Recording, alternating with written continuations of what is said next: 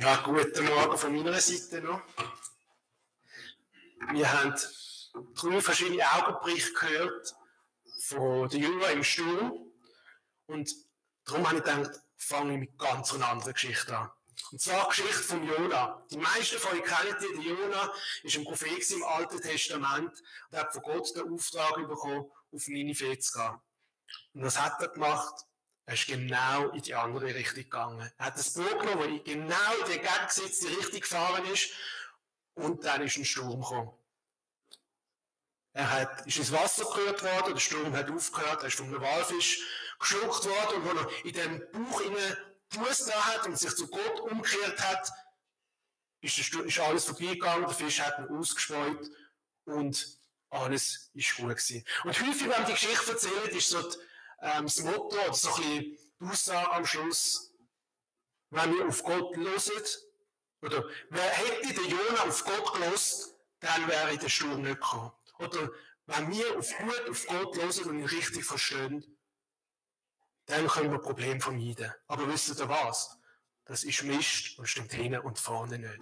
Und das sehen wir bei der Geschichte der Jünger heute. Weil die Jünger haben nämlich genau das gemacht, was Jesus ihnen gesagt hat.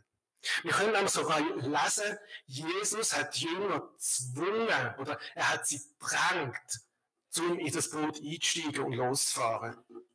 Es war nicht ihre Idee gewesen. Er hat gesagt, ich will, dass ihr jetzt losfahrt. Die Jünger sind im richtigen Boot gewesen. Sie sind dort durchgegangen, wo es Jesus ihnen gezeigt hat. Sie haben gut auf ihn gelost, sie haben ihn richtig verstanden und sind trotzdem in den Sturm hineingekommen. Das gibt uns einerseits eine enttäuschende und andererseits eine tröstende Aussage.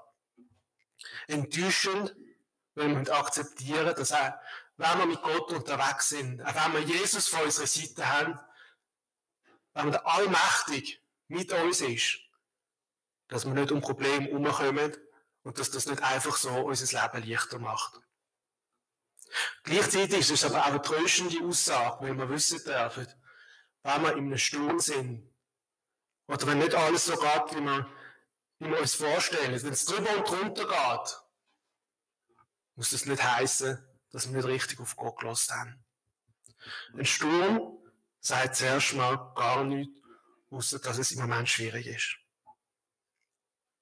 Und in der Bibel haben wir auch ganz viele Geschichten von Leuten, von Propheten, die auf Gott gehört haben und gleich sind sie eben in eine schwierige Situation hineingekommen. Der Elia hat einen mega Moment gehabt mit Gott. Er hat einen Wettbewerb gemacht mit den Baalspriestern, wer schafft, dass das Feuer vom Himmel oben runterkommt. Und die Baalspriester haben es probiert und haben es nicht geschafft. Und der Elia hat gebetet und Gott hat das Feuer vom Himmel abgeschickt. Er hat auf Gott gehört. Gott hat sogar eingegriffen. Gott hat etwas gemacht. Gott hat reagiert. Und nachher haben sie ihn umbringen und er musste davor rennen. Was für ein Sturm. Da könnte man doch meinen, jetzt hat er auf Gott gehört, jetzt ist alles gut. Oder Johannes der Täufer, eine wichtige Person in der Bibel.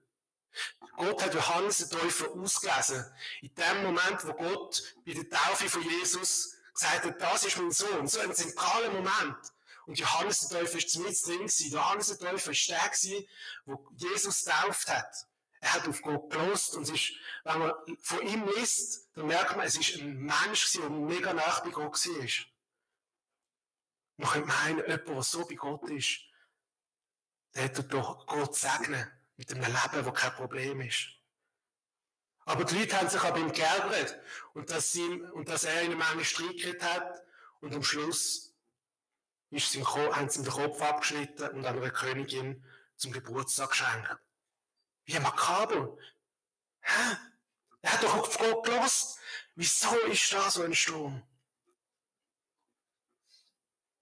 Oder die Jünger sind mehrere Jahre mit Jesus unterwegs gewesen und dann hat Jesus sie losgeschickt und hat gesagt, so, jetzt sind ihr dran. Fangt ihr an, Wunder tun. Fangt ihr an, böse Geister austreiben.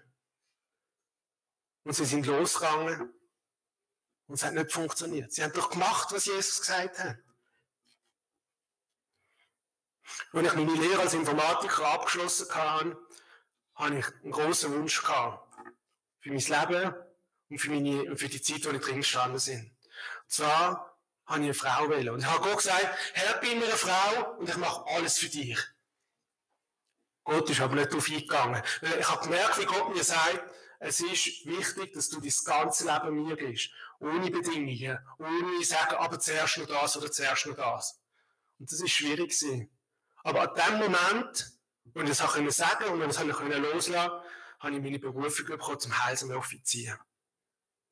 Und wenn ich jetzt zurückschaue, muss ich ehrlich gesagt sagen, ich habe das Gefühl, es hat mich so viel gekostet, aber wenn ich auf Gott höre, dann schenkt er durch Erfolg.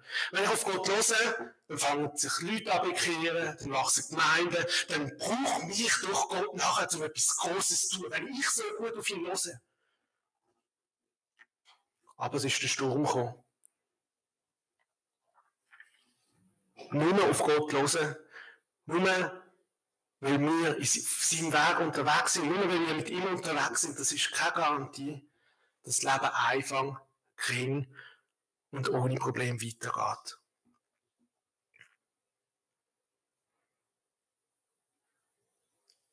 Spurgeon, ein Prediger, der jetzt muss ich sagen, der vor langer Zeit gelebt hat, genau, hat einmal gesagt, ich habe gerade gemerkt, dass ich etwas auch sagen wenn ich nicht vorbereitet habe. Also er hat vor langer Zeit gelebt, ist ein bekannter und grosser Prediger, der hat einmal gesagt, ich tue ihn vorlesen, es geht um die Geschichte, die wir heute anschauen. Die apostolische Mannschaft ruderte und ruderte und ruderte. Und es war nicht ihre Schuld, dass sie nicht vorankamen, denn der Wind wehte ihnen entgegen. Der Christ mag wenig oder gar nicht vorankommen. Und doch ist es nicht seine Schuld, denn der Wind weht ihm entgegen. Unser guter Herr wird den Willen für die Tat nehmen und unser Vorankommen nicht nach unserem scheinbaren Fortschritt, sondern nach der herzlichen Absicht, mit der wir am Rudern zerren, berechnen. Jesus wird uns nicht bewerten, indem wir erfolgreich sind oder ob wir das Leben ohne Stürme haben, wenn wir immer die richtige Entscheidung getroffen haben. Jesus schaut uns das Herz an. Wie sind wir durch die Stürme durchgegangen? Und in unserer Geschichte von heute können wir etwas anderes lesen, was tröstlich ist, was uns Trost gibt und was es Mut geben darf. Und zwar schreibt der Markus in Markus 6, 48, und Jesus sah, dass die Jünger sich abplagten beim Rudern, denn der Wind stand ihnen entgegen. Jesus hat sie gesehen. Jesus hat so gesagt, ich will einen Moment für mich haben, einen Moment, den ich mit meinem Vater im Himmel verbringen kann, aber gleichzeitig ist sein Herz und seine Fürsorge immer noch bei den Jüngern gewesen. Er hat sie nicht loslassen können. Er hat gesagt, ich bin noch so stark mit ihnen verbunden. Fast wie eine Mami, die ihr Kind zum ersten Mal ins Sola schickt und einfach Angst hat, geht es meinem Liebling echt gut? Und sich mega freut, wenn ein Bild kommt von der YouTube und, ja, meinem Kind geht's gut. Und die Mutter hat fast mehr Heimweh nach dem Kind, als das Kind nach die Heime. Und Jesus hat wie, obwohl er gesagt hat, ich brauche jetzt Abstand, hat er gleich noch die Verbindung gehabt zu den Jüngern und hat gesagt, ich will sie nicht einfach loslassen. Ich bin gleich noch mit ihnen verbunden. Und er hat gesehen, ich stelle mir das vor, ihm vom Hügel runter, und es ist Zeit von der Dämmerung. Und er hat gesehen, hey, es ist ein Sturm auf dem See. Sie sind die Probleme. Und er ist gleich noch mit seinem Blick und mit seinem Herz ist er gleich noch bei ihnen gewesen. Und so dürfen auch wir wissen, dass Jesus, wenn wir im Sturm sind, dass er nicht einfach weg ist. Dass wir ihn vielleicht nicht sehen, dass wir ihn nicht spüren. Doch er ist noch da. Er begleitet uns. Und er ist da. Dann gibt es noch etwas ganz Komisches. Der Markus schreibt, da kam er um die 4. Nachtwache zu ihnen und wandelte auf dem Meer und wollte an ihnen vorübergehen. Vorübergehen, vorbeigehen. Er hat gar nicht zu den Jüngern wollen. Was soll das? Hat einfach auf die andere Seite vom See wollen und hat gesagt, ja, da rundherum zu laufen, das ist ein bisschen weit, ich nehme die Abkürzung, ich laufe gerade drüber. Nein, das Vorbeigehen. Wieso hat Jesus vorbeigehen? Es gibt zwei Erklärungen oder zwei mögliche Erklärungen. Die erste ist, dass Jesus hat an ihnen vorbeigehen und von ihnen her als andere aufzugehen. Um von ihnen den Weg ebnen. Wie ein guter Hirt, der den Schaf vorausgeht und ihnen zeigt, wo sie jetzt halt vielleicht ein bisschen besseres Gas gibt. Oder wie ein Schneepflug, wo ein Auto vorausfährt, dass sie hinten nachher besser auf der Straße fahren. An ihnen vorbeigehen, um ihnen einen sicheren Weg zu machen. Die zweite Erklärung ist ein bisschen länger, aber nicht weniger spannend. Bei dem Vorbeigehen von Jesus gibt es noch andere Geschichten in der Bibel, wo das gleiche Wort vorkommt. Zum Beispiel, wo der Mose auf dem Berg Ararat war und hat gesagt, ich will Gott begegnen. Und dann heisst es, Gott ist an ihm vorbeigegangen.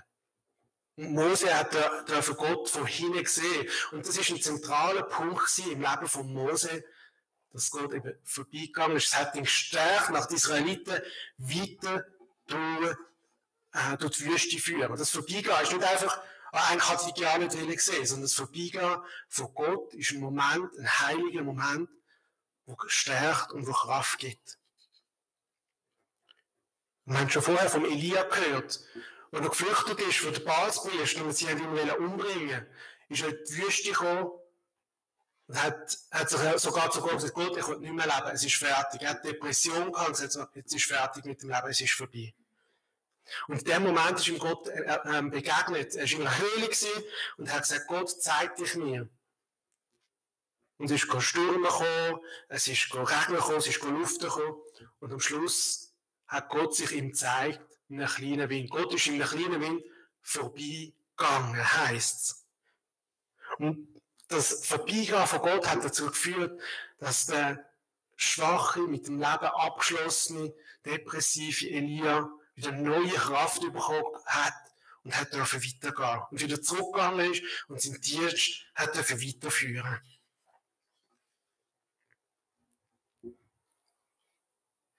Hat Jesus mit seinem Vorbeigehen echt im Sinn gehabt, dass die Jünger gestärkt werden, dass wenn sie sagen, hey, unser Herr ist da, dass sie dürfen neue Kraft schöpfen, um selber im Boot weiterzugehen. Ist sein Plan auch gar nicht gewesen, eben ins Boot einzusteigen?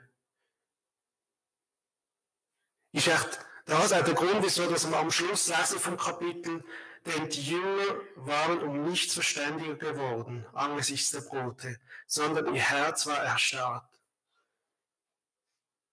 Ist echt der Grund, dass Jesus das Gefühl, Hoffnung haben, sie werden so gestärkt durch mein Vorbeigehen, dass sie weiterrudern können. Und dass sie mich nicht zuerst noch mit anlangen, dass sie nicht zuerst noch mit quasi mich berühren, dass ich bei ihnen sein muss, sondern nur, dass ich da bin, dass sie wissen, ich bin da, dass ihnen das langt. Und dann hat er gemerkt, es langt ihnen eben nicht.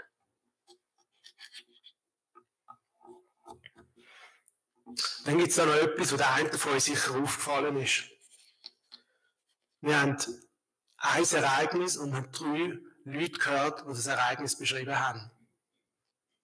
Und eine Geschichte gibt es nur an einem Ort, und zwar die Geschichte von Petrus.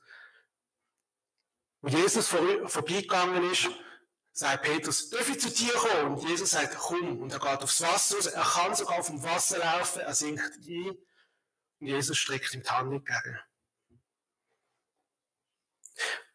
Das ist doch eigentlich so speziell. Klar, Jesus, der auf dem Wasser läuft, ist ja speziell, aber er ist ja Gott, er kann ja so viel. Und jetzt ein Mensch, der auf dem Wasser läuft, wenn ich eine Geschichte schreiben von einem Ereignis, dann würde ich das doch drinnen. Wieso schreibt das jetzt nur jemand und die anderen 2 haben das ausgelassen? Auch da wieder können wir nur spekulieren.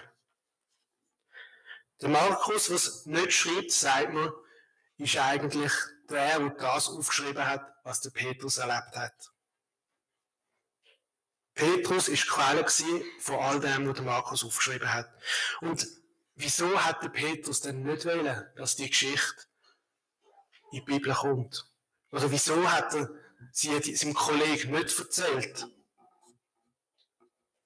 hat er recht einfach, ist es so bescheiden gewesen, dass er Angst gehabt hat, dass er nachher zu gut dasteht, hat er nicht bluffen.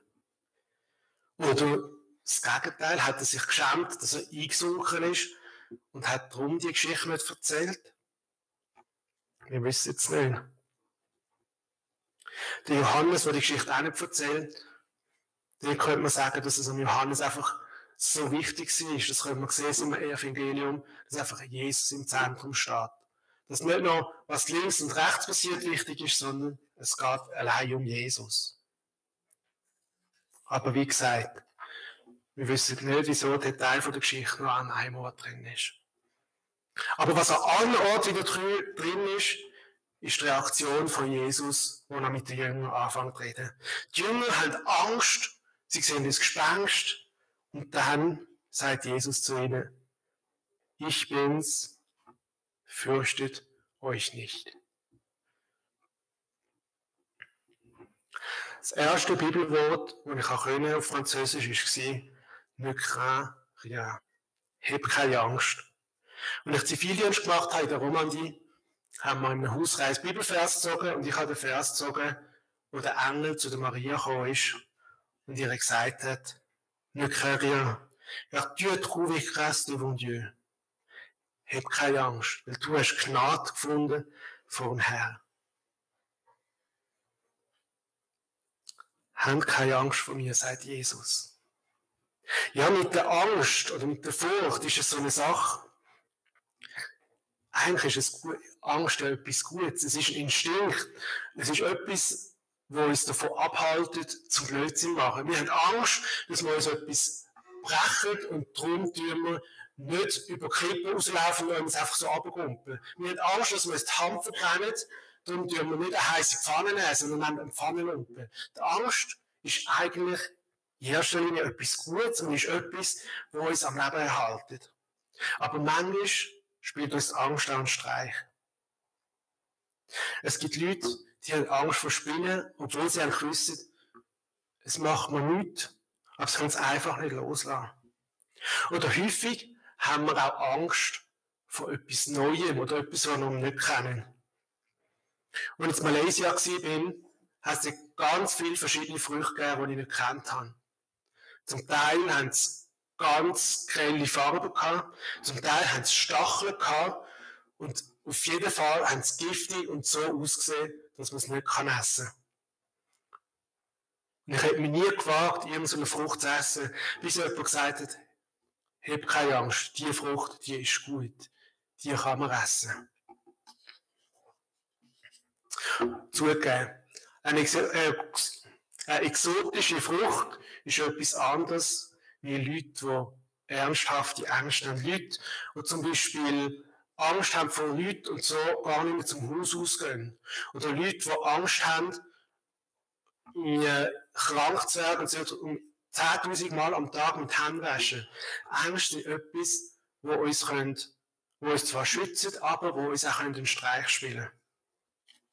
Es gibt gute Ängste eben, die uns schützen und falsche Ängste, die uns abziehen. Und Jesus sagt jetzt, die Angst, die ihr habt von mir, ist eine falsche Angst, weil ihr müsst keine Angst haben von mir. Ich meine es gut mit euch.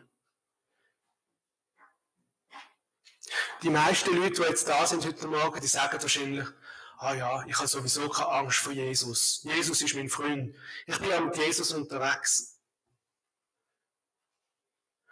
Als die Jünger gemütlich mit Jesus auf der Wiese gehockt sind und gesehen haben, wie er da ein Wunder macht und durch Brot vermehren, haben sie auch keine Angst vor ihm. Aber wo sie plötzlich im Sturm sind, wo sie in einer Krisensituation sind, wo sie ihre eigene Problemlösungsstrategie hatten und einfach für sich selber etwas am Wurschteln sind, da haben sie plötzlich Angst gehabt, dass Jesus ihnen sieht, vielleicht in ihr Herz oder so, wie sie die Sachen angehen.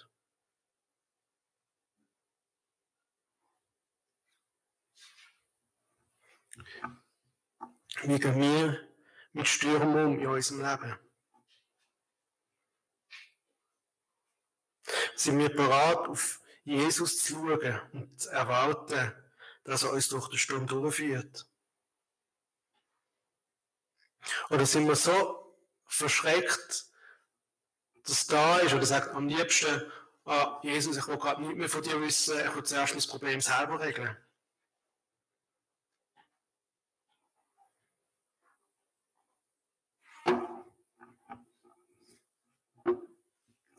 Egal, ob wir weglaufen von Gott, wie der Jona, oder ob wir wie die Jünger genau das machen, was Jesus sagt.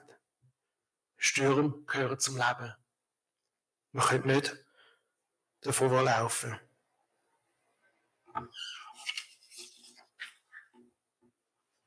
Doch wir dürfen wissen, dass egal wie fest es stürmt in unserem Leben, und auch wenn wir vielleicht Jesus gerade nicht spüren und sehen, er doch zu uns überall schaut, dass er seinen wachsamen und friedenstiftenden Blick auf uns hat und uns nicht im Stich lässt. Und es wird die Zeit kommen, wo Jesus wird eingreifen, wo er wird an uns vorbeigehen, an unserem Problem, und wird uns durchs Unwetter durchsteuern. Und wir dürfen wissen, auch wenn Probleme kommen, auch wenn Stürme kommen, wenn Jesus uns vorausgeht, dürfen wir wissen, dass wir sicher werden, als anderen raufkommen. Amen.